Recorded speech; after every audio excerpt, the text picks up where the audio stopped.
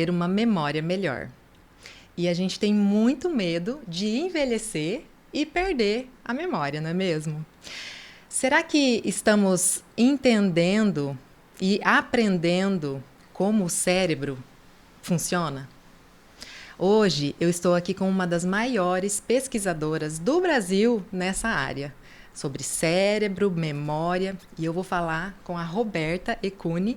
Tenho a honra de recebê-la aqui hoje para a gente entender um pouquinho desse universo, de como aprendemos, como estudamos. Então, se você tem mais de 40 como eu, quer preparar assim o seu cérebro para envelhecer, ou se você já está na melhor idade e quer aprender ainda como melhorar aí o seu funcionamento cerebral, ou se você está estudando para algum concurso, estudando para vestibular, como no caso da minha filha que está aqui hoje, fica aqui com a gente que eu tenho certeza que você vai aprender valiosas dicas aqui com a Roberta. Seja muito bem-vinda, Roberta. Obrigada pelo convite, Valéria. É um prazer estar aqui com você.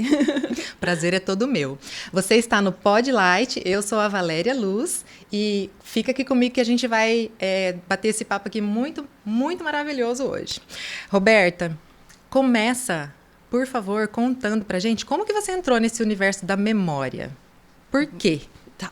Então, quando eu estava fazendo graduação de psicologia, no primeiro ano a gente tem aquelas matérias, neuroanatomia e neurofisiologia, que para algumas pessoas eu entrei em humanas, por que tem biológicas aqui? Mas para mim foi incrível eu entender o cérebro, ver o cérebro, e aí eu gostei muito, e eu falei assim, olha, eu quero trabalhar com isso, e eu coloquei isso na minha cabeça, que eu ia trabalhar logo com neuro, no primeiro ano, e aí todo mundo, eu quero clínica, eu quero não sei o quê, eu quero pesquisa, eu quero trabalhar com cérebro. E aí eu descobri que tinha na UEM, você também fez UEM, né? Não, eu fiz aqui em Londrina mesmo. Eu achava que você tinha feito UEM, não sei Fiz por quê. um no par. E aí, na UEM, eu descobri que na farmácia, você é farmácia, né? Sim. Na farmácia tinha um laboratório de neuropsicofarmacologia. Uhum. E eu fui lá conversar com o orientador que eu queria fazer estágio lá. Aí é até engraçado que eu conto essa história, que o Humberto, que foi meu orientador, ele falava, mas o pessoal da psicologia não aguenta ficar aqui no estágio de farmácia. Não sei o quê. Aí eu falei, não, eu quero. Aí ele falou assim, então você vem de final de semana limpar as caixas dos ratos, dar alimento para eles, para os meus alunos de mestrado e doutorado. Eu falei, tá bom. E ele achou que eu não ia. Uhum. E eu fui. Deixa eu ver se ela quer mesmo, né? Aí eu fui, fiquei uns 2, 3 meses lá. Aí um dia ele falou, você tá vindo mesmo, né? Você tá querendo estágio mesmo? Eu falei, lógico que eu quero. Aí ele falou, então tá, vem conversar que eu vou te dar um projeto. E aí eu comecei a trabalhar com memória em ratos. E foi bem legal, foi bem desafiador, só que eu percebi ao longo de 2 anos, 2, 3 anos, que na verdade eu queria trabalhar com humanos. E eu falei, eu quero trabalhar com memória em humanos. E aí, quando eu estava no último ano de psicologia, ele falou assim, então vai para a USP. Manda um e-mail para o Gilberto e tal, e falou para eu ir lá. E eu marquei uma reunião com ele. E eu fui para São Paulo. Naquela época, não era essas coisas de reunião online, você tinha que sair do Paraná e ir presencialmente lá. Eu marquei uma reunião lá. E aí ele falou assim, ele me mostrou o laboratório, apresentou as coisas, tal, começou a conversar comigo. Aí ele falou, mas você quer trabalhar com humanos? Eu não trabalho com humanos. Eu falei, não? Ele falou, não, eu não trabalho com humanos, mas você tem sorte. Aí a gente entra naquela frase, né? Sorte é quando a oportunidade encontra o preparo. Olha só. E aí ele falou, você tem sorte, porque hoje à tarde o maior pesquisador em memória humana do Brasil vai estar na minha banca. Minha aluna vai defender o doutorado hoje, ele vai estar aqui. Você quer assistir? Claro. E eu assisti, no final da banca, eu conversei com o professor Orlando. E ele falou, então vem para a Unifesp, entra nos sites, para você ver como é o processo seletivo, um dia vem conversar comigo. E eu fiz esse processo e fui fazer um mestrado em memória em humanos, e eu achei fantástico. E trabalhei com uma parte da memória no mestrado, mas o pulo para ir para essa parte de aprendizagem foi quando, no final do mestrado, eu tive um trabalho aprovado no Reino Unido. E eu fui apresentar esse trabalho lá. E aí é no maior congresso de memória do mundo, memória humana do mundo, que é como se fosse a Copa do Mundo dos eventos de memória, que acontece de 5 em 5 anos. Poxa. E aí eu fui apresentar esse trabalho lá e conheci as pesquisas do Roger. E aí eu falei assim, gente, é isso que eu quero trabalhar. Gente, ele trabalhava com psicologia cognitiva, neurociência cognitiva, voltada para ajudar os estudantes a aprender melhor. Tudo aquilo que a gente estudava na teoria de memória, de como funciona a memória, ele colocava na prática, na educação, e melhorava a aprendizagem dos alunos. Eu falei, é isso que eu quero trabalhar com isso. Aí, passei no concurso para ser docente e fiquei no limbo um tempo no concurso, para conseguir preparar as aulas, tal, até eu conseguir entrar no doutorado. Daí eu entrei no doutorado e falei para o meu orientador, que daí já não foi mais o Orlando. Falei assim, eu quero fazer parte do meu doutorado lá nos Estados Unidos com aquele cara. Ela falou, tá bom. E aí fiquei 2 anos fazendo pesquisa, tal, não sei o quê. Aí agora chegou o momento. Ela falou, chegou o momento, Roberto, manda um e-mail para ele. Aí eu mandei um e-mail para ele, ele falou, falei tudo que eu estava fazendo, que as minhas pesquisas estavam baseadas no trabalho dele, enfim, né? E aí ele falou assim, eu tenho vaga sim, só que você tem que conseguir fundos aí no Brasil para te trazer. Aí eu consegui uma bolsa da CAPES e fui fazer parte do meu doutorado nos Estados Unidos e nunca mais parei de estudar memória e aprendizagem em humanos e agora especificamente voltado para a educação. É sensacional a gente ter uma expert, né, desse gabarito aqui, né? Meu Deus. Então, para a gente começar a entender e se aprofundar na memória, como que a memória funciona? Como que acontece lá no nosso cérebro? Então, a gente tem... vamos pensar que para entender um fenômeno, a gente não basta entender uma parte, né? Então, como Aristóteles fala, a gente tem que pensar em pelo menos 4 causas. Para a memória funcionar, você precisa ter... qual que é o material? O que é a causa básica, né, que você precisa ter? Você precisa ter neurônios, o seu cérebro formatado numa determinada arquitetura, que para todo mundo é mais ou menos igual, assim como o nosso nariz é no centro, o cérebro de todo mundo tem uma configuração. Então, tem que ter essa configuração muito parecida, no mundo inteiro é assim, né? E aí tem a questão dos neurônios, tem a questão da forma, tem a questão da eficiência de quem faz, né? Que estratégias que a pessoa está usando para esse funcionamento, e agora eu vou explicar um pouco isso. Então, quando eu penso em memória, eu sei que para a memória acontecer, ela precisa de estágios. Primeiro, a gente está conversando agora. A informação está entrando, tá? Então, você está numa fase que chama de codificação da informação. Então, você está adquirindo a informação. Todas essas informações que estão entrando pelos seus ouvidos está sendo transformado em impulsos neurais. E está conectando no seu cérebro. Sim. Né? Então, aí, essa memória ela vai ter que ser estabilizada, essa rede de neurônios vai ter que ser estabilizada e para ser consolidada. Só que a consolidação não é imediata. Por isso da importância do sono, que a gente vai falar mais para frente, né? E do descanso, enfim. E depois, eu preciso encontrar essa informação. Quando eu falo assim, Valéria, você lembra que você conversou com a Roberta sobre memória?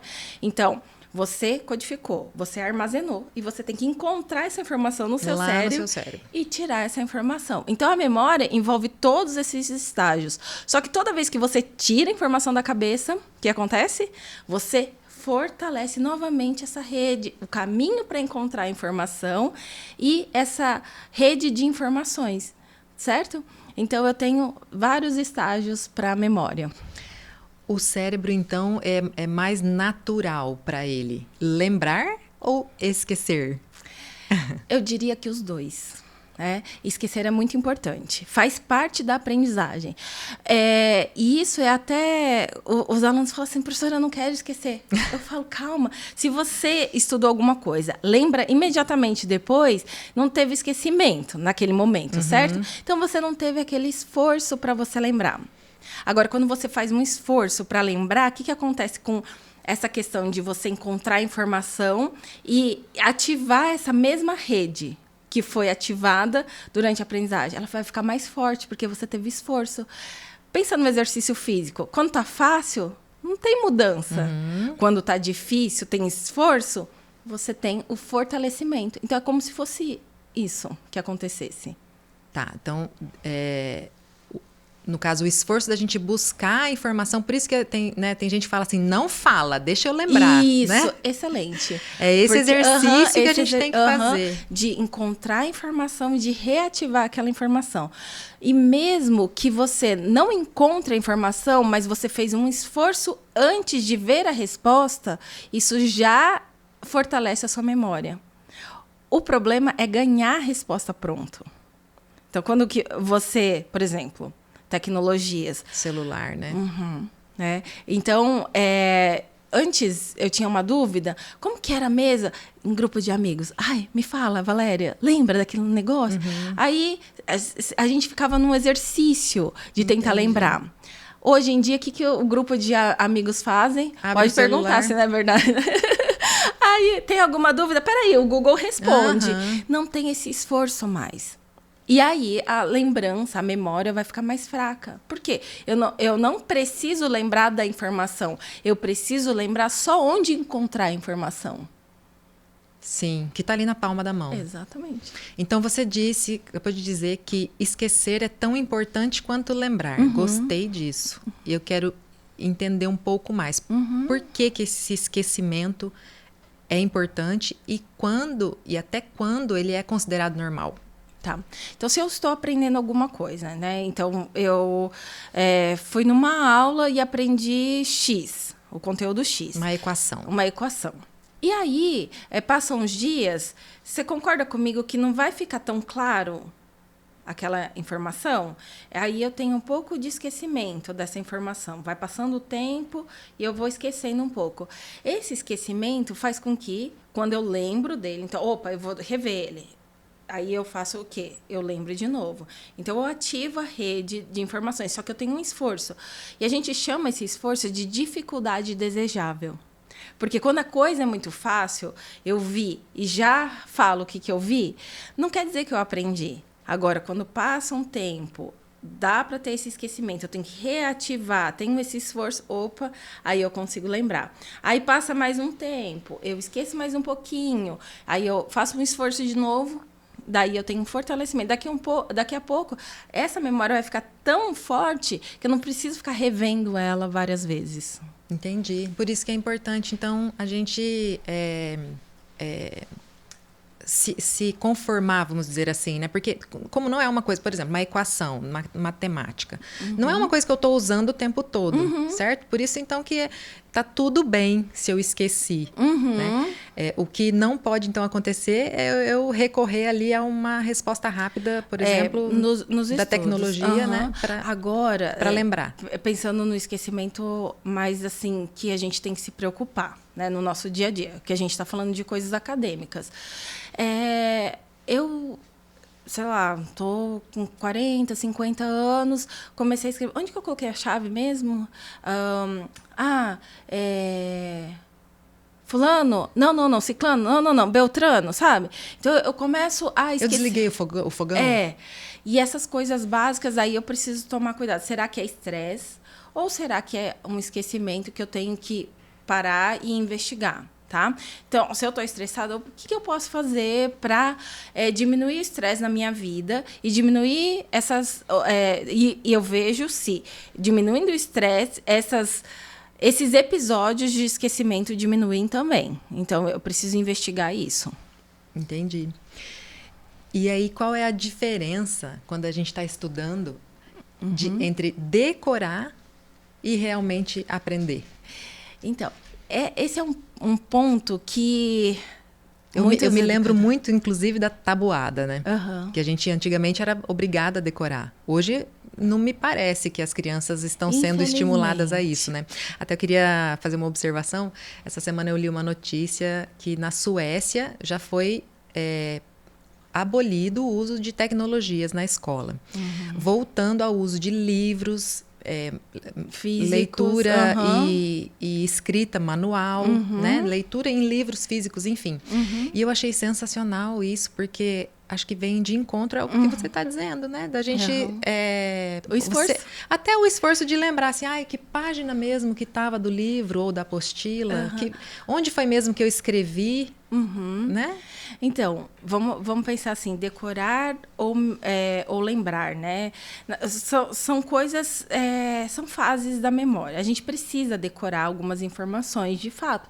Por exemplo, tem muita coisa que é arbitrária. Por que isso se chama microfone? Existe uma lógica por trás? Sei lá, talvez a etimologia da palavra, mas... que seja. Então, muitas coisas eu preciso. Que isso é um microfone, isso é uma caneca. Eu não lembro quando eu aprendi que isso é uma caneca. Sim. Eu simplesmente sei. E saber coisas de cor vai auxiliar no processamento cognitivo. Pensa no seguinte. Todo mundo tem um tipo de memória que chama memória de trabalho, tá? Então, essa memória de trabalho tem uma capacidade para cada pessoa, né? Em média, a gente fala... mais ou menos 3, 4, né, de capacidade, se a gente for pegar as teorias mais recentes do Cohen, né? Então, eu tenho a capacidade de processar mais ou menos 4 itens. Aí, o que acontece? Eu tenho essa capacidade. E essa capacidade é o quê? Por hora, por dia? Momento. Ah, tá. Então, imagina se eu ficasse jogando um monte de informação para você. Daqui a pouco você fala, calma, não estou entendendo. Isso, para, entendi. Respira. Por quê? Eu consigo processar um determinado número. Se eu tenho coisas decoradas, automatizadas, você concorda comigo que eu não vou ter que ocupar esse processamento cognitivo? Entendi, sim. Então, eu preciso ter isso. Então, quando o educador fala assim, não pode decorar, eu falo assim, não sabe do funcionamento da memória, não entende de teoria da carga cognitiva, porque é justamente isso que faz com que aquele conteúdo raso fique assim. Você sai do simplesmente saber a informação para dominar a informação, para virar expert na informação.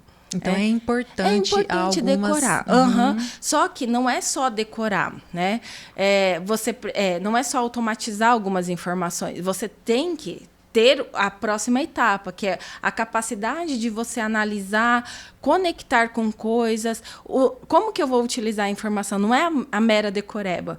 Porque, vamos lá, muitas vezes quando você decora sem sentido, você não consegue usar ela de outra forma. Por exemplo, eu não vou pedir para você falar o seu CPF aqui. Eu sei que você sabe decor, tá? Mas fala só os 3 primeiros dígitos para mim. 031. Tá. Então, você fala um por um, tá? Pensa para mim se você fosse falar por dezenas. De 2 em 2. 031, falaria. Não. Você falaria de 2 em 2. 3, qual que é o próximo? 2. 3, 12. Não é mais difícil de você manipular essa informação? Até porque eu decorei já daquela forma, de 3, né? De 3 em 3, certo? Então, não é que tem um sentido naquele decoreba. Só que é diferente essa questão de eu decorar o meu CPF e eu decorar uma coisa, por exemplo, tabuada. Eu sei, é bem automático saber a tabuada. Aí, quando eu preciso fazer uma equação, eu não preciso... Nossa, nessa parte da equação tem 7 vezes 7, que é como se eu pegasse um bloco de 7... mais um de 7, mais um de 7, eu tenho que pensar toda essa estrutura e daí pensar... Então, olha como a equação vai ser mais difícil de entender do que se você tiver decorado. Então, eu faço agrupamentos, eu faço chunks para melhorar esse meu processamento. E a nossa memória de trabalho é essencial para a aprendizagem, tá? Então, por exemplo, se eu estou lendo um livro, eu preciso lembrar do que estava escrito no começo, manter essa informação online para compreender o que está escrito depois. Se eu não mantenho essa informação, fica mais difícil a compreensão, né? Então, eu preciso fazer isso o tempo inteiro. A nossa memória de trabalho é extremamente útil para tudo na vida. E o que acontece? Você está me dizendo aqui, eu estou pensando aqui. O que acontece... Vou te falar o meu caso, né? Muitas vezes acontece de eu estar lendo um livro e de eu chegar no final da página e falar: o que eu li? O que foi que eu li ali no começo? Às vezes eu tenho que voltar porque assim, eu li, mas não focou. Mas eu não entendi, assim, não. E aí eu quero até lembrar, eu falo, gente, eu tenho que voltar. O que acontece nessa hora? O que está falhando aí? um ponto que, para a memória funcionar muito bem, existe outra função cognitiva que ela tem que estar muito junta, a atenção. Eu preciso ter a atenção envolvida. Por exemplo, né, você tem uma filha adolescente. Às vezes você pede para ela, olha, filho, me ajuda aqui, tira o lixo da cozinha para a mamãe, né? Aí vamos supor que ela está no celular, naquele momento, mandando uma mensagem para a amiga dela, mãe. Desatenta. E ela se responde no automático, mãe. Aí passam uns minutos e você fala assim, filha, eu pedi para você. Não, você não pediu? Não. Acontece, né? Não, imagina, você não pediu, você tá doida? Lógico que não, eu estava aqui. Enfim, porque não prestou atenção. Então, aquela informação, ela não foi codificada. Então, existem algumas estratégias que a gente pode fazer quando a gente está lendo para forçar a codificação profunda e para manter foco. Por exemplo... Agora, atenção, estratégias para manter o foco. Então, né, uma questão é você... fazer esse exercício. Nossa, essa parte se conecta com o quê? Nossa, esse personagem aqui... Né, vamos pensar que eu estou lendo uma ficção. Esse personagem aqui... ele é... Vai pensando. Lê um trecho e vai fazendo essas conexões. Porque aí você está no engajamento ativo. Muitas vezes você fica no automático. Você só está passando o olho, você não está processando uma palavra que está escrita. Você não lembra nem a frase que você acabou de ler. Porque, na verdade, você só passou o olho. Você não processou aquelas informações. E quando você está codificando uma informação, você precisa desse processamento profundo de o que eu entendi, qual o significado disso, como eu conecto isso com outras partes da história. Então, é um engajamento ativo. Por isso que quando você volta, você fala, opa, nossa, agora eu estou entendendo, porque você entrou no automático e parou de prestar atenção. E nesse caso, quando a gente ainda está lendo um livro, que é uma história, acho que conectar é uma coisa... de repente mais fácil, mas e quando a gente está estudando mesmo, algo que, por exemplo, um concurso, que você funcionaria da mesma forma? Porque daí, assim, eu acho que no que é matemática, mais... qual é a palavra? Mais técnico, sei lá. No que é mais racional... Você conectar com outras coisas, acho que para mim acho que é mais ou menos óbvio do que numa história, entendeu? Entendi. Mas eu acho que o que eu estou entendendo, assim, que você disse, até o porquê de alguns professores inventarem historinhas para auxiliar. Ou músicas.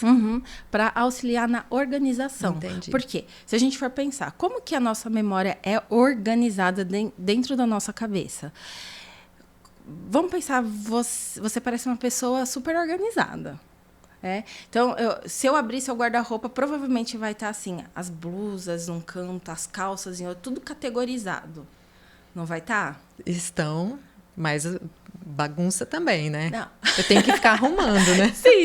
Mas você categorizar, aqui vai ter as calças, aqui as Tento blusas. colocar, inclusive, aqui por cor, mas a gente tira da ordem. Então, super organizada, certo?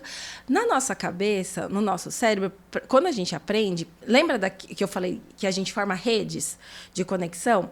Essas redes, elas estão ligadas, né? Então, cada neurônio, ele se liga com até 10 mil outros neurônios. E onde que fica essas coisas? Como que fica organizado tudo isso? Imagina uma rede de um monte de neurônio ativando. Como que é isso, né? Como que é essa rede neural? É por categorias. Um exercício muito, muito, muito fácil. Fala, eu não estou com o relógio aqui, mas fala animais que vêm na sua cabeça. Qualquer ordem. Gato, pata, vaca, Continua. porco, girafa, elefante. Jabuti. Certo. Esqueci os animais agora. Você percebeu que você fez categorias para você lembrar? Gato, pata, vaca. Então, gato, animal de casa, pata, vaca da fazenda, porco. Aí depois você foi para os animais da África, elefante. Verdade. Então, tem categorias. No cérebro a gente categoriza. A gente já organiza assim dessa forma. Entendi. Por isso que quando eu leio alguma coisa e eu tento encaixar nessas categorias, eu não esqueço mais. Eu diminuo o esquecimento, eu fortaleço essa memória, essa conexão. Então, quando você entende isso, para você aprender qualquer coisa fica mais fácil. Facilita muito o aprendizado. Tá entendendo aí, Elô? Até números, né? A gente vai aprendendo tudo por categorias, né? Como assim, números? Porque quando, assim, no nosso aprendizado, a gente não... quando a gente é criança, você não aprende, assim, tipo, agora você contar de 1 a 10. Depois do 10 para frente. Entendi. Não é categoria, mas por etapas. Por blocos, por etapas. Segmentação, que a gente chama. Então, vai uma parte, daí quando você dominou, você vai outra parte. Quando você domina, você vai crescendo, né? Crescente. E que orientações nessa fase de vestibular facilitam a vida aí dos estudantes? Então tem várias. Desde como assistir uma aula, o que fazer antes da aula, como assistir uma aula, o que fazer depois da aula. Nossa, é muita coisa. É muita coisa. Fala assim, então, as mais importantes. Vamos. Porque depois a gente entra lá no seu conteúdo e vê o resto. Tá. Então, vamos lá.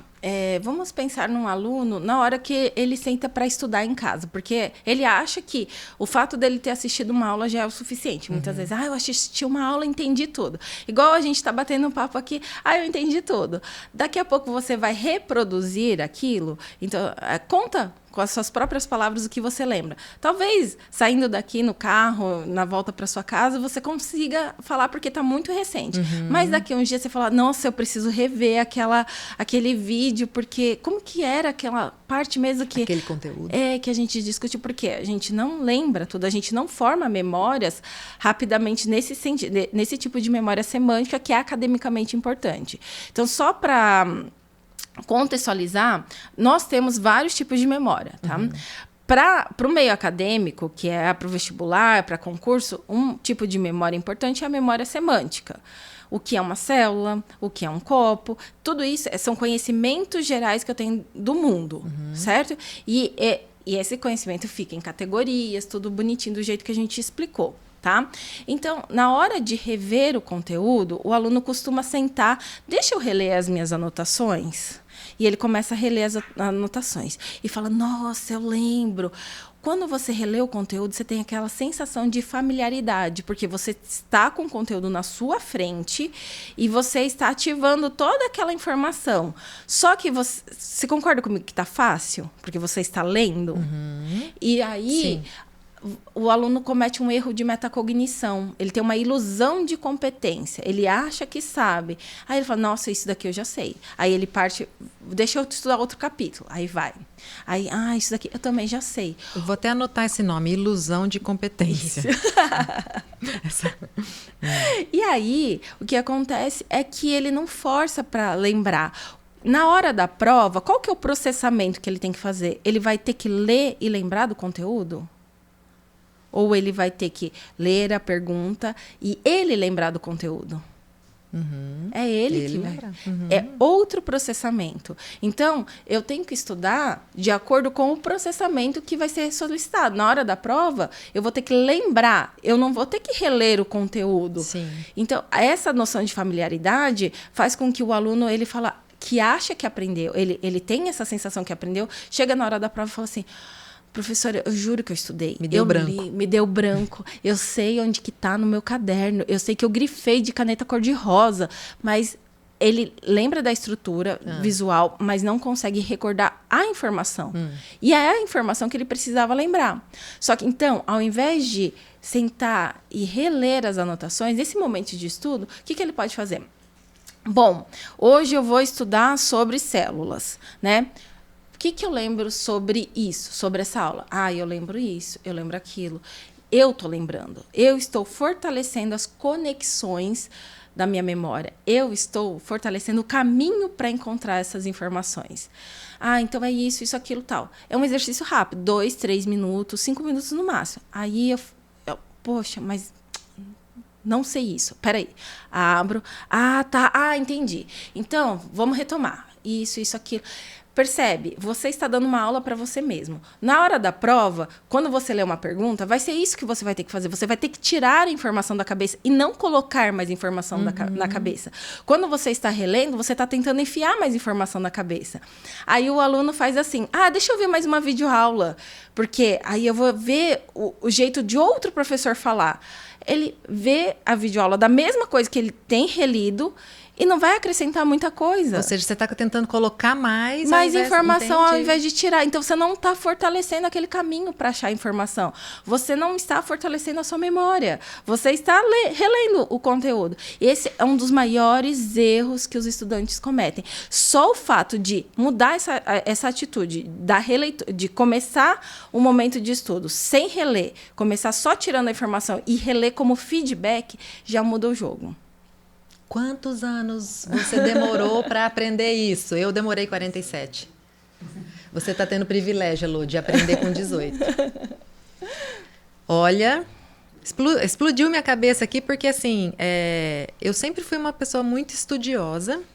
Eu sempre tive, eu falo isso para minha filha hoje, eu sempre tive essa consciência de que eu tinha que ler e reler várias vezes para eu aprender.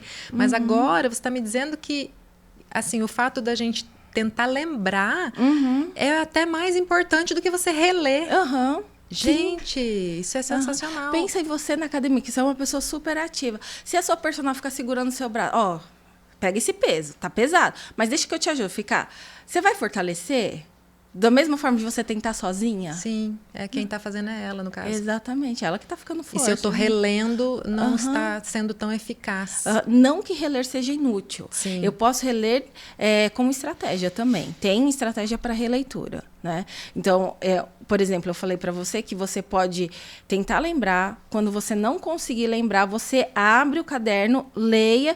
Então, fala, então eu estou relendo com estratégia. Ou, por exemplo, eu não entendi uma parte do conteúdo. Eu volto e releio. Isso daí é estratégia. Não é, assim, jogar fora a releitura. Sim. Agora, você começar a sessão relendo só... Você está perdendo tempo. Você poderia otimizar o seu tempo de estudo. E é isso que os alunos falam, Valéria. Nossa, Roberta, agora que eu aprendi, eu otimizo mais a minha aprendizagem. Eu gasto menos tempo estudando, sobra mais tempo para mim. Porque é incrível ver como mudar uma forma de estudar já faz com que você aprenda mais. E a forma de estudar, então, ela é única ou cada pessoa tem uma forma de estudar? Porque a gente ouve muito isso. Minha maneira de estudar é diferente. Eu gosto de estudar ouvindo música. Eu gosto de estudar vendo TV. Eu gosto de estudar... Existe isso?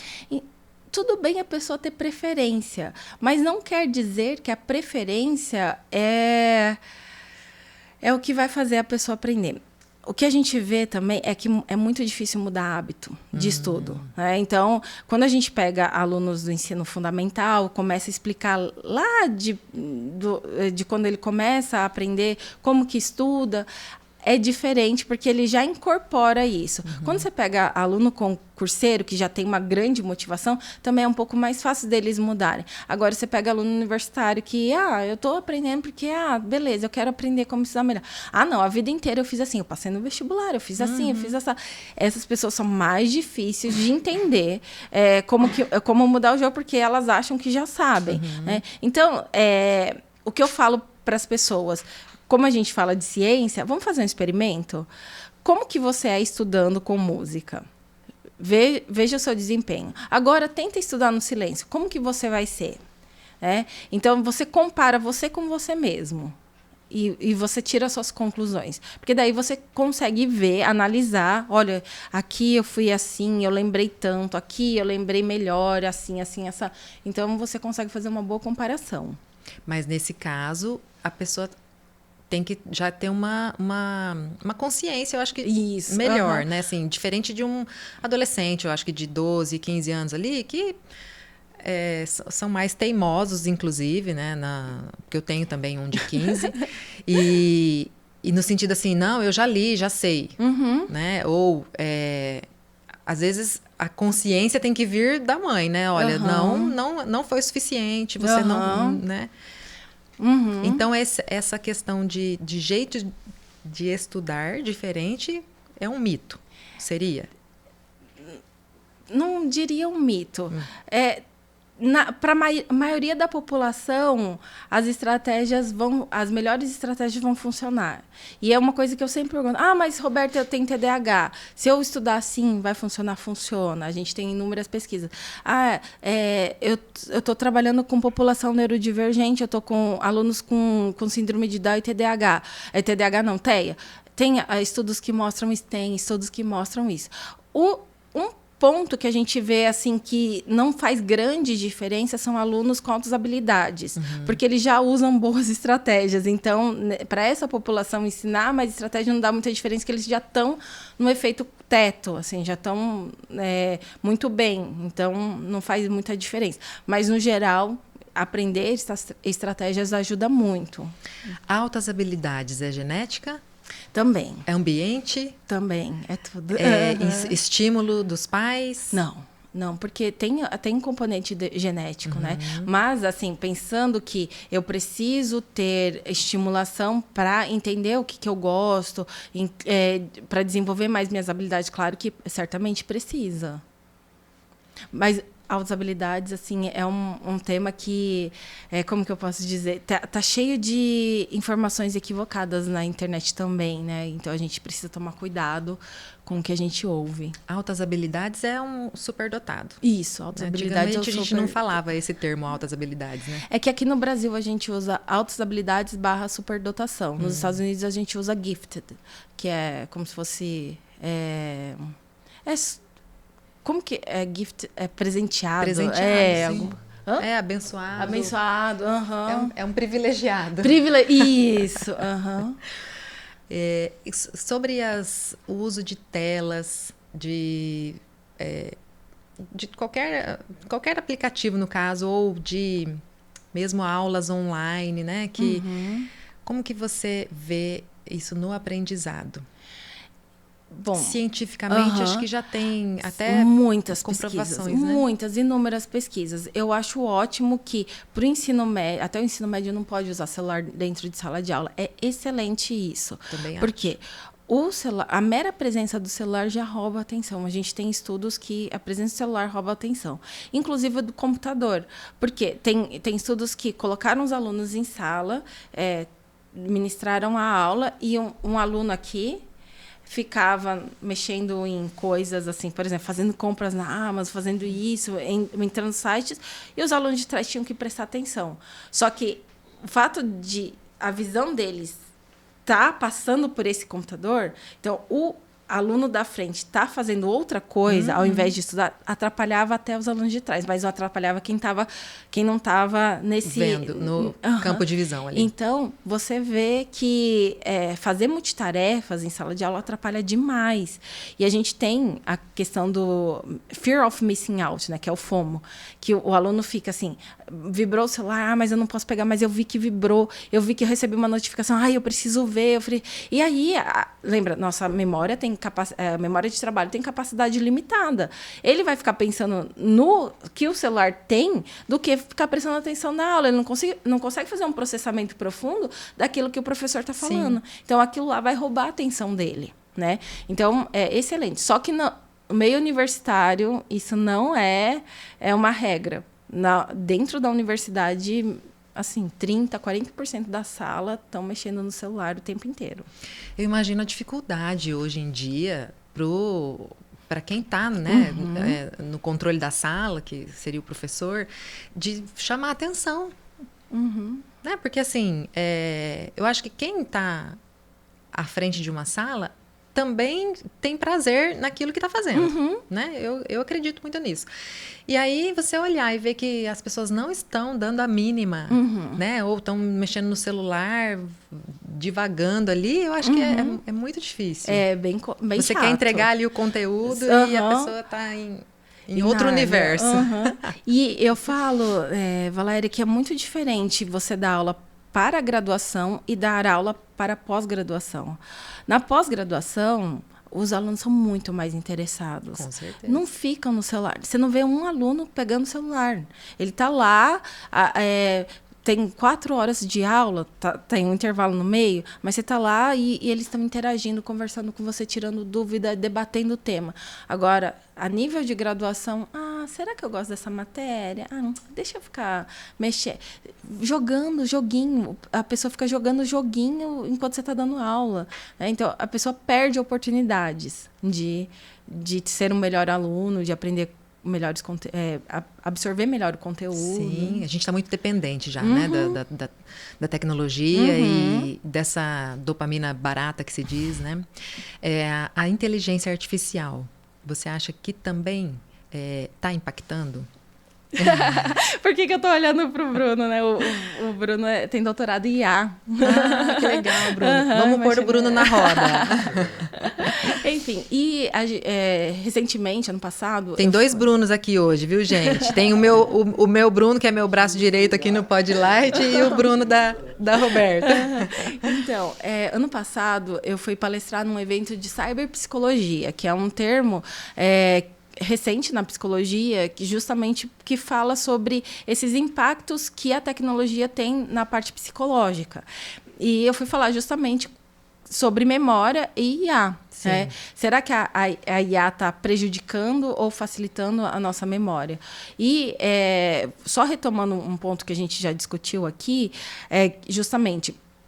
Quando o aluno pede para o celular lembrar, quem lembra é o celular e não ele. Então, ele só vai lembrar da fonte, onde procurar a informação. Ele não lembra da informação em si. Então, o que a gente fala para os alunos antes de buscar a IA, inclusive tem artigos que mostram isso, pensa na resposta.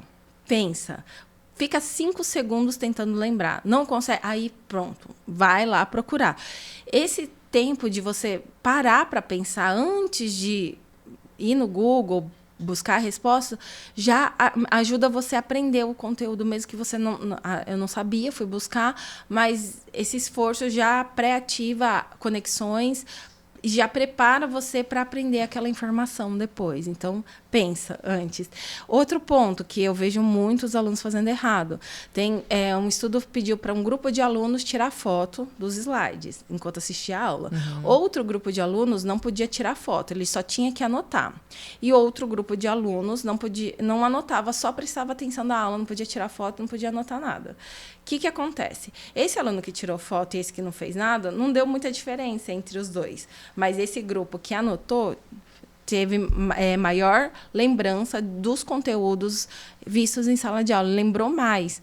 Ou seja, você tira foto, quem que vai lembrar? O seu celular, não você. Sim. Então, e quando a gente investiga também os alunos, quanto dos slides que você tira, você revê, é muito baixo o nível de retomada. E não só fotos, agora falando para a vida, não só fotos dos slides, mas fotos, por exemplo, teve um grupo de pesquisadores que pediu para os alunos irem para um museu. Um grupo podia tirar foto, outro grupo não podia tirar foto da visita no museu. E eles falaram que depois eles iam fazer perguntas sobre o local que ficava a obra, tal, sobre as obras que eles viram, tal. Quem tirou foto lembrou muito menos do que quem não podia tirar foto, confiou mais na memória. Sim. Aí a gente faz uma ponte. Quantas fotos você vê naquele Lembranças do Google Fotos? Tira 5 anos atrás, você fala, nossa, esse prato de comida... Nossa, parece ser gostoso, mas eu não lembro que eu comi isso. Onde que foi esse restaurante? Ou você vai viajar, você não lembra nem onde você passeou direito, porque você fica muito, deixa eu registrar tudo, e acaba não vivendo o momento, né? A tecnologia está competindo ali com a sua memória. Com a nossa memória. Então, a IA tem que ter muita sabedoria. Sim. E a gente ainda não está com sabedoria para esse uso, eu acho. Tem sim. Tem como ajudar muito, por exemplo. Para alunos com TDAH, a gente recomenda muito o calendário, usar o Google Calendário, esquematizar tudo, de horário com horário. O que você vai fazer aqui? Ter uma previsibilidade, está tudo lá no seu calendário. E você pode acessar de qualquer lugar, do seu celular, do computador, enfim. Então, você tem uma programação do que fazer. Agora, as pessoas não usam só para o bem. Sim. Né? Esse é o problema. Elas querem substituir tudo. Então, não é que a gente está ficando mais distraído, né? A gente está sendo distraído por essa oferta fácil ali E na palma da mão. E a gente também tem feito menos estratégias de foco. Por exemplo, né, os estudos também mostram que quando você faz anotações, não precisa fazer grandes anotações, mas eu estou na aula, eu anoto uma palavra-chave ou outra, diminui a divagação da mente. O que é divagação da mente? Sabe quando você está prestando atenção, de repente a sua mente vai lá para... Será que eu desliguei o fogão? Será que eu fiz isso? Tá? Começa a pensar em outras coisas que não tem a ver com o conteúdo que você está aprendendo em sala. Sim. Agora, se você ancora em algumas palavras, anota, assim, isso já ajuda a diminuir a divagação da mente. O professor... Boa dica também essa. Isso é fazer um mapa mental. Não necessariamente você precisa fazer um mapa mental, é só você fazer algumas anotações que já diminui. Entendi. Aí, enquanto professor, como que eu posso diminuir a divagação da mente do meu aluno? Porque eu sei que ele vai entrar em divagação da mente. Numa aula, principalmente se uma aula for mais longa. Eu posso inserir perguntas no meio da apresentação. Então, gente, eu acabei de explicar sobre isso. O que vocês entendem sobre tal coisa? Ou faz outra pergunta. Porque quando você faz perguntas, você faz o aluno se engajar ativamente, tentar responder as perguntas, você também evita diminuir a divagação da mente. Então, tem algumas estratégias para isso. Só que o que acontece é que o aluno hoje, ele acha que ele precisa fazer tudo. Então, eu preciso assistir aula, eu preciso isso, aquilo. Aí, preciso de adquirir muita informação. Tem muita coisa para ver, então eu não sei o que eu vou ver, eu não sei o que eu vou escolher. Enfim, e fica nessa... meio que travado, né? Muita coisa e acaba não fazendo nada, não acaba focando em nada, direcionando para nada, né? Até para esse monte de informações que a gente tem que respirar e colocar uma coisa de cada vez, né? Para ter pequenos avanços no nosso aprendizado, né? Tem hábitos que você indica, assim, para preservar o cérebro? O que a ciência tem mostrado mais é atividade física. Então, quando eu faço... Tem 2 tipos de atividade física que é super recomendado. A atividade física aeróbica e anaeróbica. Então, força é muito importante. E a atividade física... Quando você faz cardio e... o seu corpo libera substâncias que vão para o cérebro e vão ativar outras substâncias que vão promover a neurogênese. O que é isso? O nascimento de novos neurônios. Em qual região? Numa região importante para a formação de novas memórias. Só que não adianta nada você só formar a memória. Você só ter neurônios lá e não estimular. Então, exercício físico, leituras... Então, sempre está lendo, aprendendo alguma coisa nova. E não precisa ser coisas acadêmicas. Então eu vou aprender a fazer amigurumi, vou aprender a fazer vou ter um novo hobby.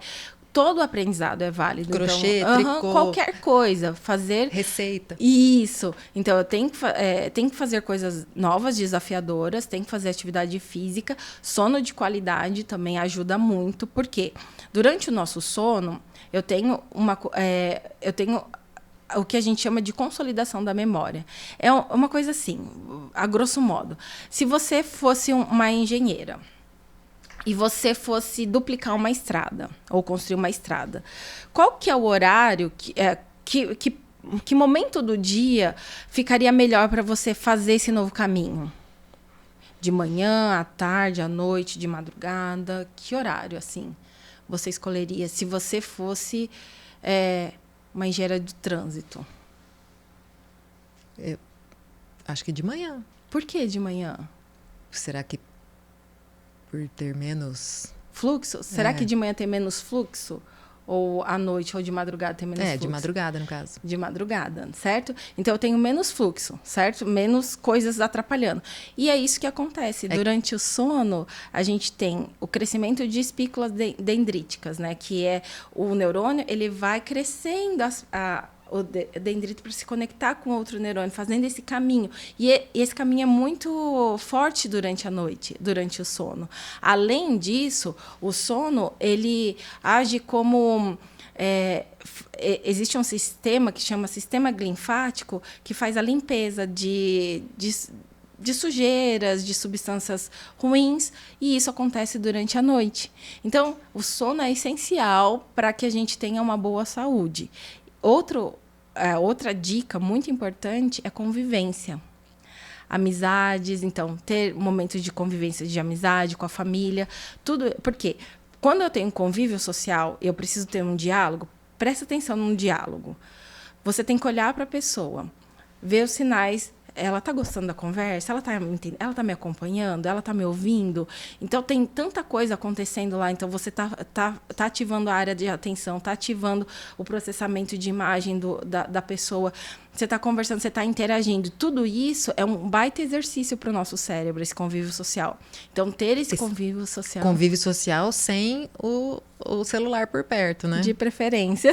A gente vê grupos até de amigos, assim, às vezes no shopping, na praça de alimentação, que tá 4 pessoas sentadas e 4 no celular, né? Então, assim, isso não é convivência, no caso, né? Você tá convivendo como ali, né? E, inclusive, você vê, assim, quando... isso se chama fubbing, né? Um fenômeno na psicologia que a gente chama fubbing. É ser ignorado pelo celular. Quando a gente repara o tempo de fubbing entre casais, a gente vê que quanto maior o fubbing entre um casal, maior a chance de divórcio. Porque você está ignorando o seu parceiro e realmente não tem mais lá. Você está escolhendo o celular ao invés do seu parceiro. E mães e pais com crianças também. Quanto maior o nível de você mexer no celular com criança do lado, menos atenção você está dando à criança. Então, também tem uma relação de menos estímulos que a criança recebe. Então, é bem importante que a gente evite o celular. Tanto que tem uma campanha, eu não lembro em qual país que eles estão fazendo, para conscientizar os pais não usarem o celular em alguns momentos de convívio de família. Nossa, sensacional. Eu fico muito triste quando eu vejo pais e, assim... Crianças. Com a criança e às vezes a criança está até chamando a atenção, né, assim, e o pai tá, tipo, ignorando por causa do celular. E é tão ruim, como, por exemplo, se você estivesse conversando comigo, eu não tô te dando atenção, eu tô mostrando para você que você não é tão importante para mim. Com certeza. Né? Então, não é muito legal isso. E a gente precisa retomar esses velhos hábitos de... Você é importante, deixa eu prestar atenção em você, vamos conversar, Sim. Vamos, né, ter um momento de qualidade. Com certeza. Mudando agora um pouco de assunto, de acadêmico, no caso, para a terceira idade, para o envelhecimento ou longevidade, vamos falar assim, né? A gente tem muito medo de perder a memória. Né? Hoje a gente fala muito sobre a demência, sobre Alzheimer, né? É possível manter o cérebro saudável, funcionante e ainda aprendendo? Então, com a idade? A gente tem um conceito que chama reserva cognitiva. É como se fosse uma previdência cerebral. Então, da mesma forma que você faz investimento financeiro para sua aposentadoria, a gente pode fazer esse investimento cerebral para nossa aposentadoria, não a nossa aposentadoria, para a nossa posteridade, para a nossa velhice. Então, toda vez que você faz exercício físico, você está fazendo um investimento cerebral. Você está fazendo um investimento para a sua reserva cognitiva. Você está falando, opa, eu estou cuidando da minha previdência cerebral.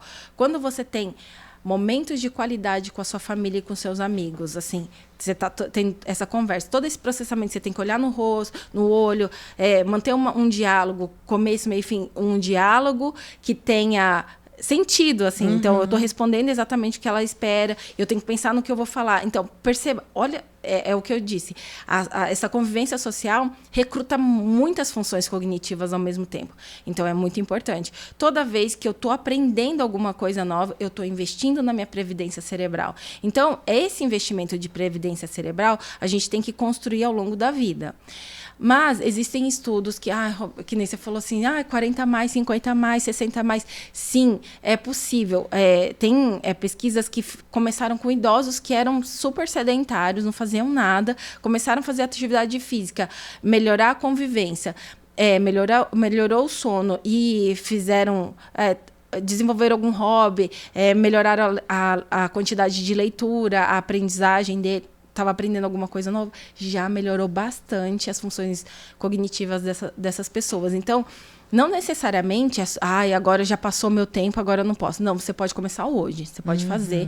E quanto mais cedo, assim como investir na nossa previdência financeira, quanto mais cedo, melhor, para o nosso cérebro também. Quanto mais cedo eu começar a incorporar que a atividade física é importante, é melhor. Né? Então, a Organização Mundial de Saúde recomenda para adultos 150 minutos, mais ou menos, por semana de atividade aeróbica. Então, faz 30 minutos de caminhada num dia, 30 no outro, 30 no outro. Em 5 dias, você já bateu 150 minutos. Somando com esses 150 minutos, a recomendação também é 2 vezes de musculação na semana. Então, se você conseguir fazer esse mínimo, já é ótimo. Mas não é possível. Faz o que é possível. 15 minutos? 15 minutos por dia dá quanto no final da semana? Você somou. Olha, é melhor você investir 15 minutos do que investir 0 minutos. Sim. Então, é isso que a gente fala para as pessoas, da importância da construção dessa previdência cerebral. Sim. Você me falando isso, me lembrei de um estudo que foi feito com uma casa de repouso e não sei se, não me lembro se colocaram uma casa, uma creche junto. Você lembra desse estudo? Com as crianças. Isso, e aí os idosos tinham contato com as crianças da creche, né? Melhorou muito a cognição dessas pessoas de idade, porque só o fato também de aumentar as interações sociais ali, porque você tem uma criança por perto, não tem como você ser triste. Ou não tem como você passar despercebido ali com a criança, né? Não tem como você não prestar atenção no que ela está fazendo, interagir, conversar. Então, acho que vem de encontro a essa informação que você trouxe, né? E eu falo que com a idade, muitas vezes, como você disse aí, as pessoas vão desanimando e desacreditando de que pode aprender algo novo, ou de que pode fazer, porque já passou meu tempo, né? E acho que essa é uma crença que a gente tem. É um mito. Né? A gente aprende ao longo da vida. Antigamente não sabia que a gente tinha neurogênese ao longo da vida. Achava que era só quando era criança. Hoje a gente vê que neurogênese a gente tem a vida inteira. Ou seja, a vida inteira tem locais no seu cérebro que está produzindo neurônios. Olha só. Mas você pode estimular essa produção como? Atividade física, sono de qualidade, tudo isso. Quando você fala de atividade física, eu lembrei assim que os filósofos, né, antigamente, e os grandes sábios, tem até a estátua sentado assim. Eu não vejo esses sábios de antigamente, ou até poetas, enfim, que faziam atividade física. Isso é uma coisa que, com a ciência, as pesquisas, foi se colocando assim, essa... Olha, meu marido fala muito isso, assim, né? Antigamente, as pessoas não faziam atividade física, mas as pessoas eram mais ativas fisicamente. Que existe uma diferença também. Né? Porque hoje assim, a gente não levanta nem para trocar o canal. Então, a gente exatamente. era mais ativo. Sim. Então, quando as pessoas, às vezes, falam para mim assim, você faz atividade física demais. Eu falo, primeiro, porque eu gosto. Segundo, porque o meu trabalho, eu fico muito tempo sentada. Então, às vezes, a pessoa quer se apoiar no antigamente, mas o estilo de vida era outro. Hoje em dia, até para você ir no mercado que fica 2 quadras da sua casa, você não vai a pé. Antigamente, o pessoal fazia tudo a pé. Exato. Uma coisa que eu e meu marido fala, na época da faculdade, a gente ia a pé para tudo quanto é lugar. Né? A gente andava muito. Então. A gente não ia para academia, mas ia a pé. E esse é um conceito que, quando a gente fala de exercício físico, que muita gente associa, tem que ir para academia. Não, vai caminhar. Isso. Isso já você mora num prédio, sobe de escada. E não precisa ser um momento de dentro da academia. Essa soma de minutos pode ser você indo da sua casa para o mercado a pé. Então, aqui deu 15 minutos. Ok, somei 15 minutos. Voltei. 15 minutos. Então, já deu meia hora de caminhada. Sim. Não precisa ser na sequência. É o que eu acredito também. Eu gravei, assim, várias coisas já. Depois eu vou fazer esse exercício de me lembrar. né? Mas eu anotei aqui também. E a primeira que eu anotei é: sorte é quando a oportunidade encontra o preparo. Né? Então, assim, a gente tem que se colocar acho que em posição aí de, estou preparado, Exatamente. Inclusive para aprender, para fazer algo novo, né? Mudar. Não é porque eu fiz assim a vida toda. Não é porque eu aprendi assim e vou continuar. Não. Né? A gente conversou sobre isso aqui. É sempre tempo de fazer algo novo e mudar. E a gente não pode ter a ilusão de competência. Achei sensacional. Porque acho que o tempo todo a gente acha que a gente sabe do que está fazendo, a gente sabe do que do que é melhor, né? Mas sempre também podemos se abrir, buscar uma informação. Hoje, as mídias sociais, inclusive, nos possibilitam isso, né, Roberta? Gostei muito desse papo. Achei que, assim, em alguns momentos aqui, minha cabeça ferveu, assim, porque memória é uma coisa que tem me incomodado. Eu acho que a gente tem muitas informações hoje, a gente está cobertos, assim, de especialistas para todo lado. Verdade. Né? E a gente precisa saber onde buscar, né? Onde ir na fonte correta, até para a gente ter as informações mais importantes, né? Como que o nosso ouvinte, aqui o nosso seguidor, te encontra? Eu tenho uma página no Insta, que é DRA, de Doutora Roberta Ecuni. Também tem um canal no YouTube. Com o mesmo... Isso. Doutora Roberta Ecuni. Isso. E eu tenho um site, robertaecuni.com.br, que daí lá tem cursos para estudantes, concurseiros, professores, enfim. Eu tenho acompanhado um pouco do trabalho da Roberta e é sensacional o que você tem feito. Obrigada. A gente vê assim, vários depoimentos mesmo do pessoal que faz os cursos, né, ou que já fizeram os cursos, de viradas de chave. Né? Então, como foi para mim hoje aqui, algumas chavinhas viraram. E eu queria que você deixasse uma mensagem assim, para as pessoas que estão aí nessa busca ou de melhorar a memória, né? Ou nesse caso dos concursos, vestibulares, enfim, ou dessas pessoas que querem fortalecer a sua memória. Se mantenha aprendendo, sempre. É isso. A gente nunca sabe o suficiente. Sempre busque conhecimento.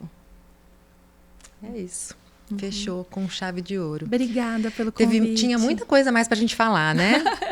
Mas a gente tem que segurar aqui no tempo. Então, muito obrigada. Quem sabe a gente marca uma outra hora pra gente falar sobre o cérebro na menopausa. Se é possível a mulher aí estressada na menopausa, com N coisas, ainda também estar fortalecendo o cérebro, né? Seria um outro assunto.